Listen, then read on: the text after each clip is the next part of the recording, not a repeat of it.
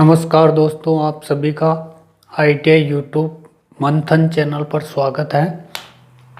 मैं आज एक बार फिर ट्रांसफार्मर पे एक टॉपिक लेके आया हूँ। मुख्य रूप से ट्रांसफार्मर की परिभाषा क्या होती है। ट्रांसफार्मर वह युक्ति जो वोल्टेज को कम या ज़्यादा करती है।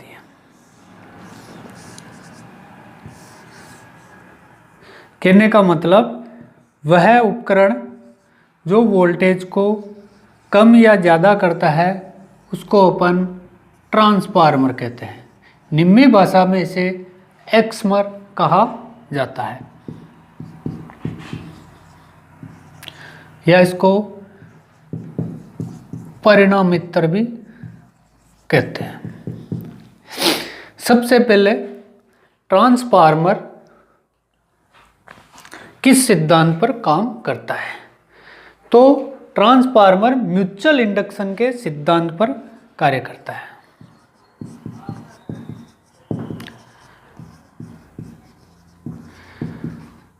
किस पे? Mutual induction. हिंदी भाषा में इसे सह प्रेरण भी कहते हैं। इसके बाद म्यूचुअल इंडक्शन क्या होता है। म्यूचुअल इंडक्शन का जो नियम है वो ये कहता है, यदि किन्हीं दो कोयल को पास पास में रखा जाए, किन्हीं दो कोयल को पास पास में रखा जाए और उनमें से किसी एक में ऐसी विद्युत धारा प्रवाहित करे। कौन सी धारा? ऐसी विद्युत धारा। केवल ऐसी ही करनी है, जिसको अपन हिंदी में प्रत्यावर्ती विद्युत धारा कहते हैं। क्योंकि ट्रांसफार्मर केवल एसी धारा पर ही कार्य करता है और केवल एसी वोल्टेज को ही कम ज़्यादा करता है। करता कैसे है? वो दो चीज़ें हैं। यदि किन्हीं दो कुंडल को पास पास में रखा जाए और इनमें से किसी एक कुंडल में ऐसी विद्युत धारा प्रवाहित की जाए, जैसे ही विद्युत धारा चलेगी, एक चीज़ अपन ने पढ़ी है कि यदि किसी कुंडल में से अपन विद्युत धारा या किसी तार में से विद्युत धारा गुजारते हैं तो उसके अंदर क्या होता है? फ्लक्स पैदा हो जाता है। वो फ्लक्स पास में रखी कुंडली के चालकों को काटता है। जैसे ही वो फ्लक्स कुंडली के चालकों को काटता है, उसमें भी EMF पैदा हो जाती है और वो EMF किस प्रकार की होती है? AC प्रकार की। साधारण भाषा में अपन कहे कि ट्रांसफार्मर किसे कहते हैं, तो वह युक्ति जो विद्युत AC वोल्टता को कम या ज़्यादा करती है उसको अपन ट्रांसफार्मर कहते हैं। सिद्धांत पढ़ लिया। किस सिद्धांत पे कार्य करता है? म्यूचुअल इंडक्शन के। अब कई बार एक एग्जाम में ये क्वेश्चन आता है कि यदि किसी परिणामित्र को बिना भार के अपन चला रहे हैं, मतलब इस ट्रांसफार्मर पर कोई भी भार अपन ने जोड़ नहीं रखा है, तो उसमें जो धारा बहती है वो कैसी बहेगी? ऑप्शन दिए हुए रहते हैं। लीडिंग, 2 नंबर रहता है लैगिंग, नंबर 3 रहता है यूनिटी, नंबर 4 इनमें से कोई नहीं। अब इस जगह जाकर अपन कंफ्यूजन हो जाते हैं, तो उसमें कंफ्यूजन होने की जरूरत नहीं है, क्योंकि ट्रांसफार्मर में लगी हुई क्या चीज़ है? कोयल लगी हुई है, जिसको अपन कहते हैं एल। इसी परिपथ में अपन ने पढ़ा था। एल के अंदर जो धारा होती है वो कैसे चलती है? एल के अंदर धारा लैगिंग चलती है। तो इसमें आंसर क्या होगा कि जो नो लोड पर ट्रांसफार्मर होता है उसकी धारा लैगिंग पर, भार पर अलग अलग हो जाती है, क्योंकि भार जोड़ने के ऊपर निर्भर करता है कि आपने एल का ज़्यादा भार जोड़ रखा है, सी का या आर का। इसके अलावा ट्रांसफार्मर के भाग आते हैं। तो ट्रांसफार्मर में घूमने वाले भाग ना होने के कारण ट्रांसफार्मर में जो क्षतियाँ, जो हानियाँ अपन जिनको कहते हैं, वो बिल्कुल कम होती है।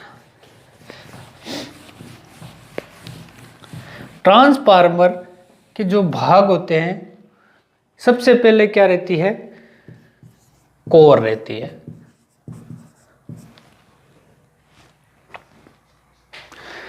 कोर होती है, उसको अपन सिलिकॉन स्टील की लेमिनेटेड पत्तियों से बनाते हैं। सिलिकॉन स्टील की लेमिनेटेड पत्तियों से क्यों बनाते हैं, दूसरी बात उनको लेमिनेटेड क्यों करते हैं, तो इनमें दो कारण हैं।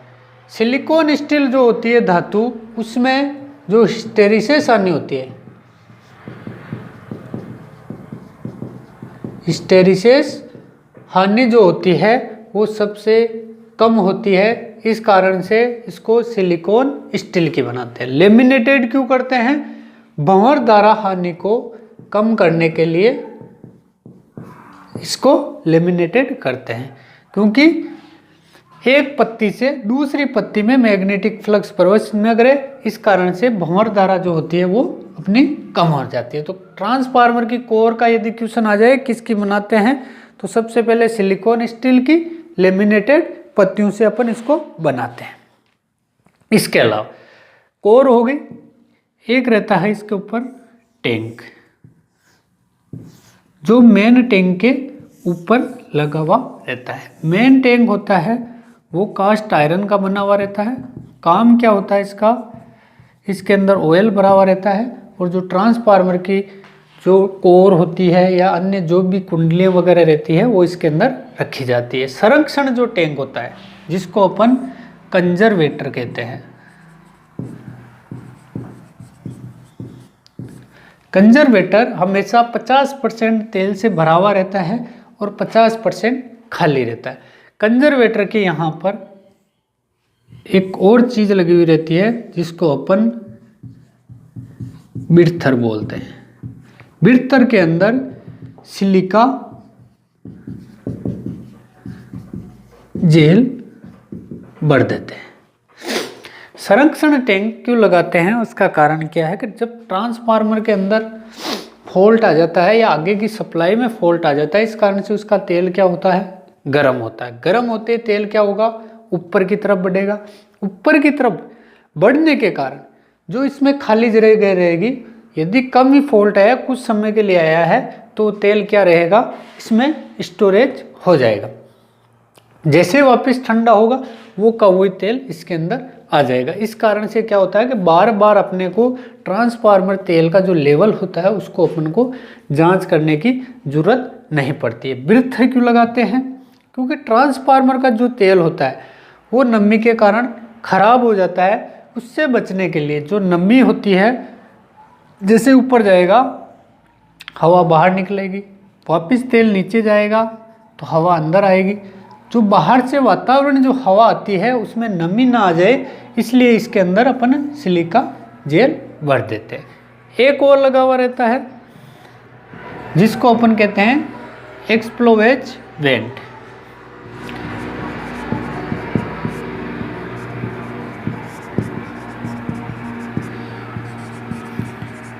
जिसको हिंदी भाषा में विस्फोटक मुंह कहते हैं। ये क्या करता है, यदि ट्रांसफार्मर में फॉल्ट रुका ही नहीं और तेल गर्म होता रहा तो क्या होता है, ये कंजर्वेटर भर जाएगा।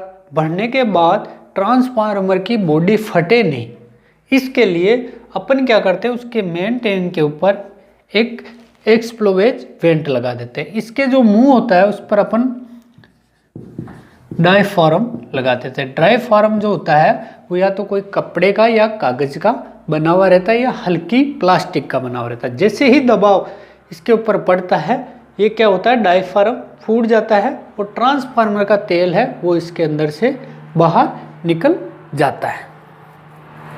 इसका काम केवल ट्रांसफार्मर के जब नुकसान या लॉस हानि होती है तो ट्रांसफार्मर तेल इसके अंदर से बाहर निकल जाता है।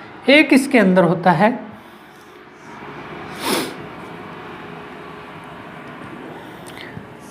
बकोल्ज रिले।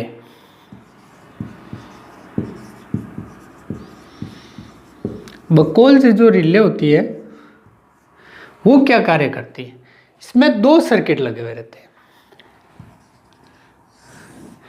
एक को तो अपन कहते हैं अलार्म सर्किट और एक रहता है ट्रिप सर्किट। इसका क्या कार्य होता है कि जब ट्रांसफार्मर का तेल गर्म होता है तो इसके अंदर बल्कोज जो रिले होती है उसमें एक थर्मल स्विच लगाते हैं। इस थर्मल स्विच का लगाने का भी कारण होता है कि इसमें थर्मल स्विच ही क्यों लगाते हैं। थर्मल जो स्विच होता है वो उसमें सिद्धांत पर काम करता है। कहने का मतलब जैसे अपने को बल्ब या पंखा बंद चालू करना है तो अपन साधारण बटन से बंद कर देते हैं, घंटी चलानी है तो अपन पुश बटन से उसको चालू बंद करते हैं। तो ट्रांसफार्मर के अंदर घुस के तो इसको चालू बंद अपन कर नहीं सकते हैं, इस कारण से कि भाई अंदर तो हाथ डालने से रहे और अपने को क्या पता चलेगा ट्रांसफार्मर का तेल गर्म हो रहा है या ठंडा हो रहा है, इसलिए इसमें थर्मल स्विच लगा देते हैं। यह क्या करता है, टेम्परेचर पर काम करता है कि ट्रांसफार्मर का यदि इसमें सेट कर देंगे भाई 15 डिग्री सेंटीग्रेड तक तापमान आए तो इसमें अलार्म स्विच बजेगा, पहले सूचित कर देगा कि ट्रांसफार्मर में कुछ न कुछ फॉल्ट है और वो गर्म हो रहा है। यदि ध्यान नहीं दिया गया और अचानक और ज़्यादा गर्म हुआ तो उसका टेम्परेचर थोड़ा सा ज़्यादा, कैसे 20 डिग्री सेंटीग्रेड 20 डिग्री सेंटीग्रेड कर देते हैं ट्रिप सर्किट का, कि भाई इससे ज़्यादा यदि तापमान हुआ तो वो कौन सा सर्किट चालू हो जाएगा, ट्रिप सर्किट, और उससे ट्रांसफार्मर की सप्लाई है वो बंद हो जाती है। इसका काम क्या होता है, इसमें दो जो स्विच है, अलार्म स्विच होता है उसको हमेशा अपन ऊपर की दिशा में लगाते हैं, जो ट्रिप स्विच होता है उसको अपन नीचे लगाते हैं। इनका क्या कारण है कि जो तेल गर्म होगा, सबसे पहले यदि अपन किसी चीज़ को गर्म करें, पानी को करें या तेल को करें, किसी चीज़ को करें, तो वो हमेशा ऊपर से ज़्यादा गर्म होती है ना कि नीचे से। तो जैसे ही गर्म ऊपर होगी तो ऊपर पहले सबसे पहले संपर्क में कौन सा आएगा, अलार्म सर्किट। अलार्म सर्किट जैसे ही बोलेगा उसके बाद यदि आपने नहीं सूचित किया तो वो क्या हो जाएगा, ट्रिप सर्किट में काम करने लग जाएगा। इसके बॉडी के कोर के ऊपर वाइंडिंग रहती है। वाइंडिंग जो होती है वो दो प्रकार की होती है, एक तो प्राइमरी वाइंडिंग और एक सेकेंडरी वाइंडिंग, जिसको अपन हिंदी में प्राथमिक और द्वितीयक कुंडल बोलते हैं।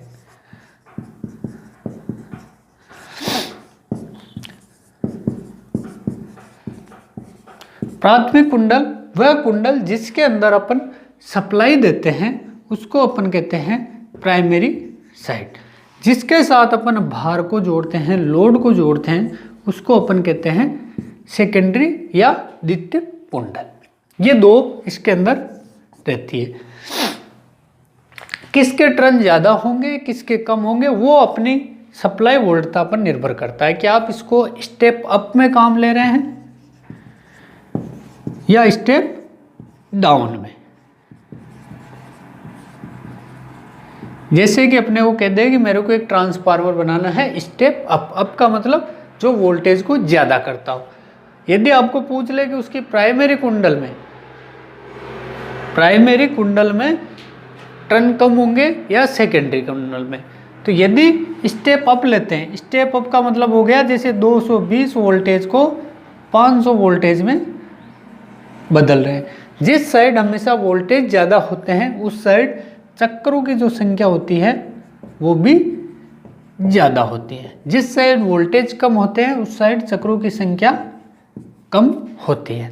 तो प्राइमरी साइड इसमें कौन सी हो जाएगी, कम वोल्टेज वाली, और इसमें ज़्यादा वोल्टेज वाली सेकेंडरी साइड। यदि अपने को कहते हैं कि मेरे को स्टेप डाउन करना है, 500 वोल्टेज को 200 वोल्ट में बदलना है, तो उसमें क्या होगा, अधिक टर्न वाली प्राइमरी बन जाएगी और कम टर्न वाली सेकेंडरी कुंडल बन जाएगी।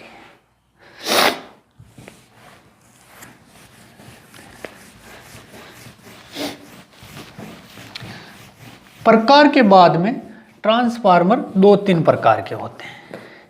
एक तो होते हैं डिस्ट्रीब्यूशन ट्रांसफार्मर, एक होता है ऑटो ट्रांसफार्मर, एक होता है करंट ट्रांसफार्मर और एक होता है पोटेंशियल ट्रांसफार्मर। हर के लिए व्यवसायिक के आधार पर अलग अलग उपयोग में अपन लेते हैं। जो जनरल ट्रांसफार्मर लेते हैं वो डिस्ट्रीब्यूशन ट्रांसफार्मर होते हैं। इसके बाद नंबर 2 आता है ऑटो ट्रांसफार्मर।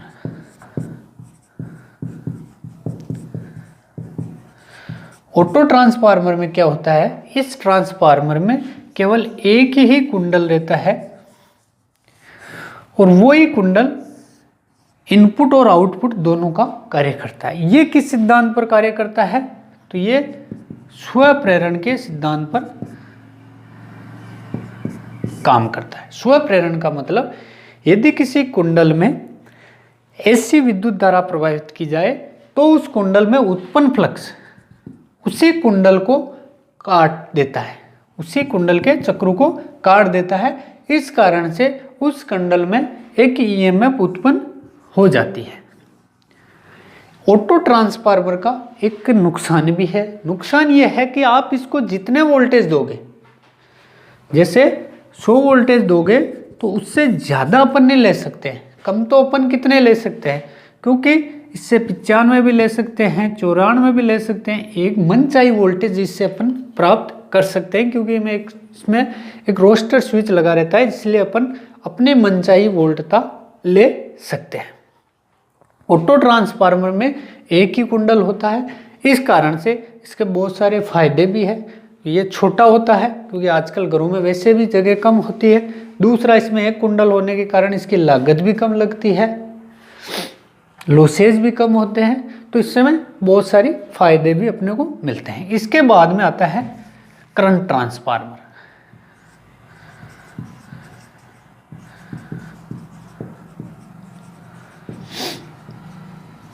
करंट ट्रांसफार्मर क्या होता है, जो अपने मीटर होते हैं, जैसे अपने घरेलू जो मीटर होता है उसके ऊपर लिखा हुआ आता है 5 से 30 एम्पियर।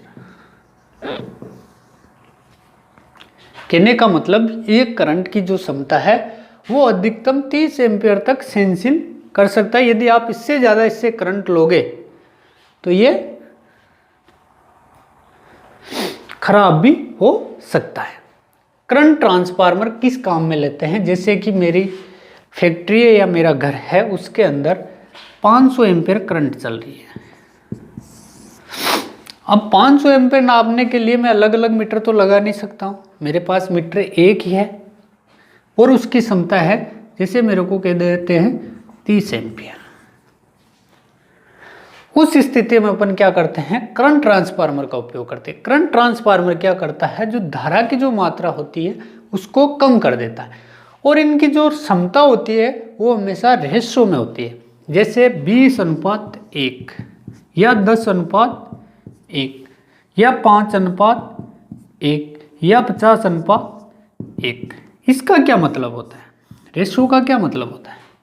कई बार ये भी पूछ लेते हैं कि एक 5:1 का सीटी है, करंट ट्रांसफार्मर है, यदि इसकी द्वितीय कुंडल में 10 एम्पियर करंट ये पड़ रहा है, तो बताओ प्राथमिक कुंडल में कितनी करंट होगी। तो रेशियो क्या है, 5:1। इसका मतलब है कि यदि इसमें 5 आएंगे तो उसको कितना पड़ेगा, 1 पड़ेगा। अब ये कितना पड़ रहा है, 10 पड़ रहा है। रेशियो कितने का है, 5 का है, तो 10 × 5 50। कितनी करंट आ रही थी, 50। या आपको यहाँ कह दे कि इसमें 100 एम्पियर करंट आ रही है, कितनी, प्राथमिक में 100 एम्पियर आ रही है, तो बताओ द्वितीयक में ये कितनी पड़ेगा। तो रेशियो कितने का है, 5 का है, 5 का भाग दे दिया, कितने एम्पियर पड़ेगा, 20 एम्पियर। करंट जो ट्रांसफार्मर होते हैं उसकी प्राथमिक कुंडल में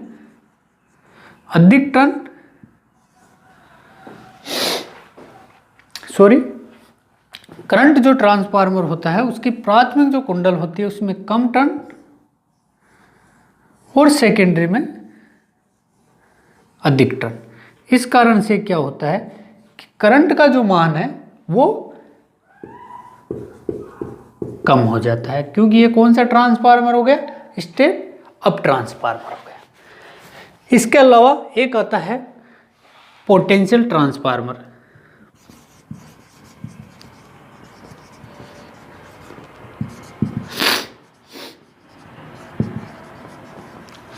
इसको अपन शॉर्ट में कहते हैं पीटी।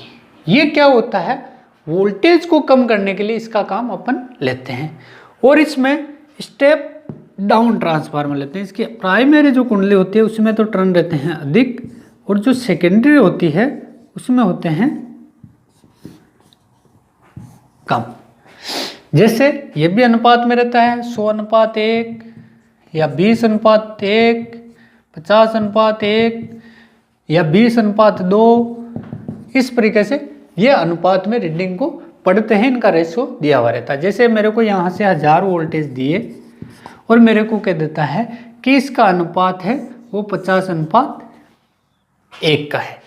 कहने का मतलब यदि इधर 1000 दे रहे हैं तो यहाँ सेकेंडरी में वो कितने वोल्टेज पड़ेगा। तो भाई 1000 दे रहे हैं तो 1000/50 कितने पड़ेगा, 20 वोल्टेज। इस प्रकार से इसको अपन कहते हैं पीटी।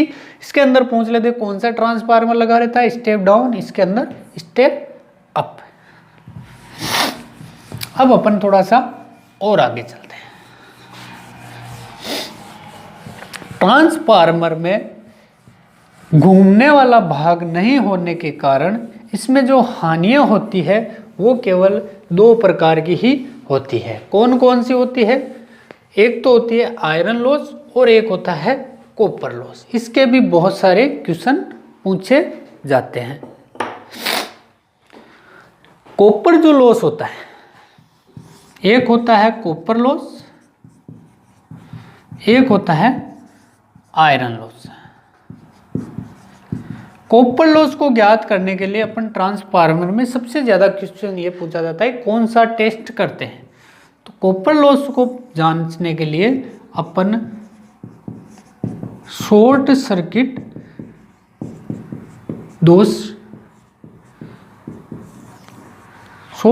जांच का अपन उपयोग करते हैं। आयरन लॉस को ज्ञात करने के लिए ओपन सर्किट जांच का अपन उपयोग करते हैं। कौन सी, शॉर्ट सर्किट, और नंबर 2 आयरन लॉस को ज्ञात करने के लिए ओपन सर्किट। क्वेश्चन कई बार ये आ जाता है, एक ट्रांसफार्मर का कॉपर लॉस है वो 100 वाट है और आयरन लॉस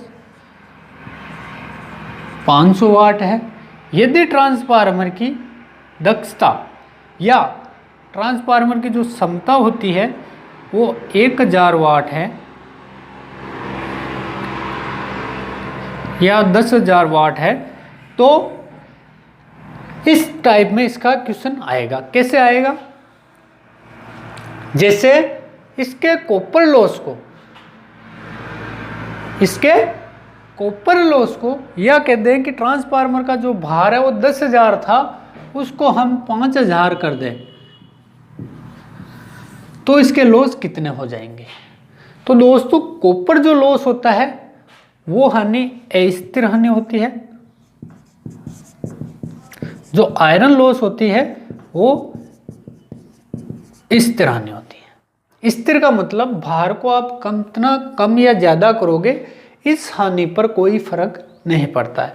कॉपर जो लॉस होता है वो यदि आप भार को कम करोगे तो भी गड़बड़ाएगा और बढ़ाओगे तो भी कम ज़्यादा होगा किस तरीके से, हमेशा कॉपर जो लॉस होता है वो स्क्वायर में, यदि आप भार को बढ़ाओगे तो ये स्क्वायर में बढ़ेगा, यदि आप भार को घटाओगे तो स्क्वायर में कम होगा। जैसे अपने को कहते हैं कि ये 1000 था और 10,000 था और उसको अपन ने कर दिया है 5,000, कहने का मतलब कम कर दिया है, तो कॉपर लॉस पर क्या प्रभाव पड़ेगा।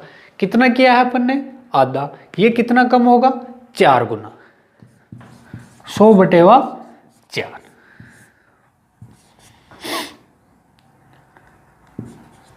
कितना हो गया, 25 वाट। यदि यहीं पे अपने को इसको कह देते हैं कि 10,000 है, उसको अपन ने कितना कर दिया है, 20,000 कर दिया, कितना बढ़ा दिया है, 2 गुना, तो ये कितना बढ़ता, 4 गुना, 100 × 4 कितना हो जाता, 400 वाट।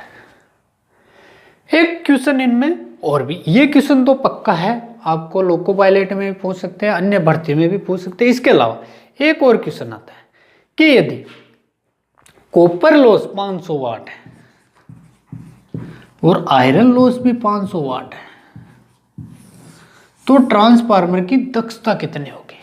ये क्वेश्चन पूछते हैं। यदि दोनों लॉसों का मान बराबर हो जाता है, उस स्थिति में ट्रांसफार्मर अपनी उच्चतम दक्षता पर कार्य करता है। कौन सी दक्षता पर?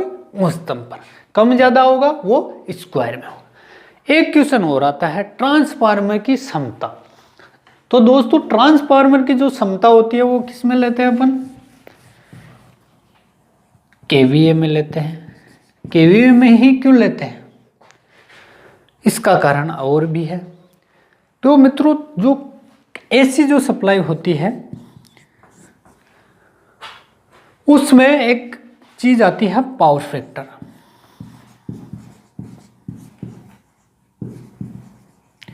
और पावर फैक्टर एसी सप्लाई में किस पर निर्भर करता है? भार पर निर्भर करता है। भार कौन कौन से हो गए? जैसे आर हो गया, एल हो गया और सी हो गए। 3 प्रकार के भार होते हैं। तो ये पावर फैक्टर किस पे पर निर्भर करता है? भार पर, आर, एल और सी। अब इसका भार तो निर्धारण होता नहीं है, कहीं पे आर भी हो जाता है, कहीं पे एल भी हो जाता है और कहीं पे सी भी हो जाता है। इस कारण से एसी सप्लाई में पावर फैक्टर का मान हमेशा स्थिर नहीं रहता है। इस कारण से ट्रांसफार्मर की जो क्षमता होती है वो किस में अपन लेते हैं? केवीए में। केवीए का पूरा नाम होता है किलो वोल्ट एम्पियर। अब फेज के आधार पर भी 2-3 प्रकार के ट्रांसफार्मर होते हैं। एक तो होते हैं सिंगल फेज, एक होते हैं 3 फेज, और कहीं कहीं पे अपने को 2 फेजों की भी आवश्यकता पड़ती है। जो 3 फेज के ट्रांसफार्मर होते हैं वो अधिकतर आवश्यकता अनुसार जुड़े रहते हैं। कहीं पर स्टार डेल्टा में भी जुड़े रहते हैं, कहीं पे डेल्टा डेल्टा में भी जुड़े रहते हैं, कहीं पे स्टार स्टार में भी जुड़े रहते हैं, कहीं पे डेल्टा स्टार में भी जुड़े रहते हैं। अलग अलग टाइप से जुड़े हुए रहते हैं। इनकी जो कोर होती है, सिंगल हो या चाहे 3 हो, उनमें 3 प्रकार की कोर लेते हैं। एक तो होती है कोर टाइप, एक होती है शेल टाइप, और वो एक होता है बेरी टाइप। कोर टाइप इस तरीके से बना रहता है, शेल टाइप इस तरीके से, और बेरी टाइप में अलग अलग प्रकार की टांगे जोड़कर अपन बनाते हैं। इनमें अलग अलग जगह पर बेरी टाइप का अधिकतर उपयोग नहीं होता है, कोर टाइप और शेल टाइप का। कोर टाइप होता है उनमें जो फ्लक्स का रास्ता होता है वो एक होता है। शेल टाइप जो होता है उनमें फ्लक्स के रास्ते हमेशा 2 होते हैं। एक को अधिक आउटपुट के लिए उपयोग में लेते हैं, एक को कम आउटपुट के लिए। एक सबसे ज़्यादा जो क्वेश्चन आता है इनमें कि यदि चलते अवस्था में एक ट्रांसफार्मर चलती अवस्था में, क्वेश्चन ये आते हैं यदि उसकी सेकेंडरी वाइंडिंग डेल्टा में जुड़ी हुई है या स्टार में जुड़ी हुई है, इनके क्वेश्चन ज़्यादातर पूछते हैं। जैसे सेकेंडरी वाइंडिंग में 3 वाइंडिंग होती है, जैसे डेल्टा में जुड़ी हुई है,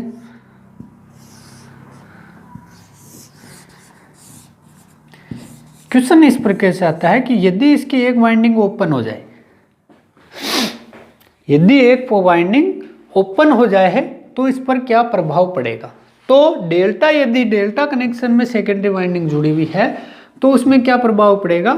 फेज तो तीनों आएंगे, फेज तो तीनों आएंगे, लेकिन जो वोल्टेज की मात्रा है वो कम हो जाएगी। कितनी कम हो जाएगी? दोनों फेजों में जो तीनों फेज होते हैं, जैसे 100 वोल्टेज आ रही है तो उसमें 70 पॉइंट कुछ के लगभग वोल्टेज आएगी, मतलब 30%, 31% के लगभग वोल्टता कम हो जाती है। यदि यही क्वेश्चन स्टार कनेक्शन में पूछ लें कि चलती अवस्था में यदि स्टार की एक वाइंडिंग ओपन हो जाए तो उसका क्या प्रभाव पड़ेगा? यदि चलती अवस्था में स्टार की एक वाइंडिंग ओपन हो जाए तो उसमें क्या प्रभाव पड़ेगा? एक फेज है वो बंद हो जाएगा, बाकी के 2 फेज है वो यथास्थिति में चलते रहेंगे। तो हो गया स्टार डेल्टा में ओपन का, यदि अपने को पूछे तो। एक आता है अधिकतर जो वेल्डिंग जो ट्रांसफार्मर होते हैं उनमें क्या होता है, इनमें टीटी कनेक्शन किया जाता है। कौन सा? TT connection. इसको स्कॉट कनेक्शन भी कहते हैं। ये कैसे करते हैं? इसमें 2 ट्रांसफार्मर रहते हैं। कौन से? सिंगल फेज के।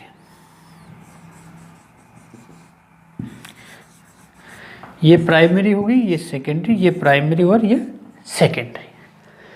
इसको ट्रांसफार्मर को तो कहते हैं मेन ट्रांसफार्मर, और इसको कहते हैं ट्रेजरी ट्रांसफार्मर।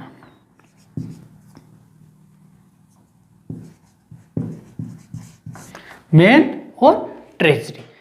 ट्रेजरी ट्रांसफार्मर होता है, उसकी प्राइमरी वाइंडिंग को 86.6% से टेप कर देते हैं।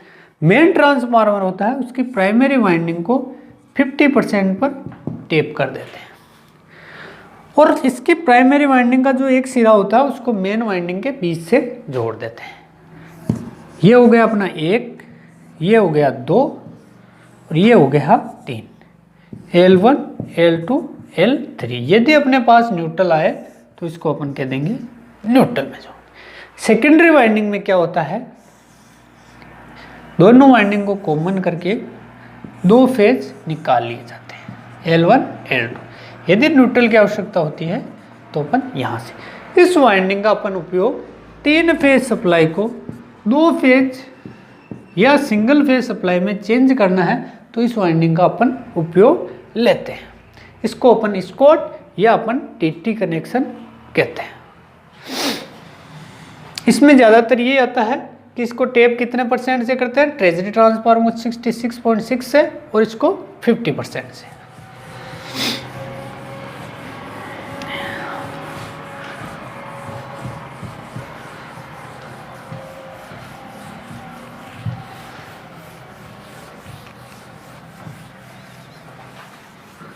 शक्तियाँ होगी, हानियाँ होगी। ट्रांसफार्मर की जो दक्षता है उसका भी क्वेश्चन आता है कई बार। तो ट्रांसफार्मर में घूमने वाला भाग ना होने के कारण ट्रांसफार्मर की दक्षता 85% से 95 या 98% तक होती है। क्या होती है? दक्षता। ये अपना एक ट्रांसफार्मर पे जनरल टॉपिक अपने एग्जाम के तहत मैं लेके आया हूँ। एक ट्रांसफार्मर में समीकरण के भी क्वेश्चन आते हैं। N1, N2, E1, E2, I2 upon I1। 1 का मतलब होता है प्राइमरी भी कह सकते हैं इसको, 2 का मतलब इसको अपन सेकेंडरी कहते हैं। इस रेशियो से भी अपन कई बार अपने को क्वेश्चन के आंसर निकालने पड़ते हैं। मेरा ये वीडियो आपको यदि पसंद आया हो तो मेरे इस चैनल को सब्सक्राइब जरूर करें, क्योंकि आगे जो वीडियो आएंगे उनका आपके पास जल्दी से नोटिफिकेशन आ जाएगा और आपको जल्दी से जल्दी मेरा वीडियो देखने के लिए मिल जाएगा। और यदि पसंद आता है तो अपने दोस्तों के पास इस वीडियो को अधिक से अधिक शेयर भी